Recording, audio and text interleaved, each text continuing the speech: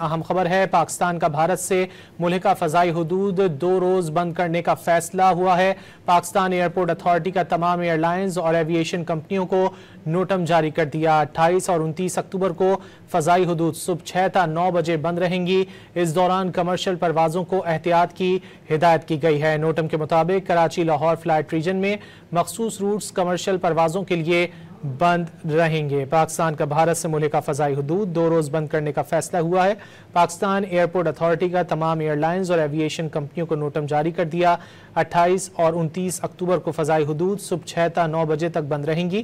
اس دوران کمرشل پروازوں کو احتیاط کی ہدایت کی گئی ہے۔ نوٹم کے مطابق کراچی لاہور فلائٹ ریجن میں مخصوص روٹس کمرشل پروازوں کے لیے بند رہیں گے۔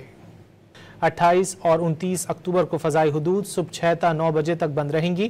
اس دوران کمرشل پروازوں کو احتیاط کی ہدایت کی گئی ہے۔ نوٹم کے مطابق کراچی لاہور فلائٹ ریجن میں مخصوص روٹس کمرشل پروازوں کے لیے بند رہیں گے۔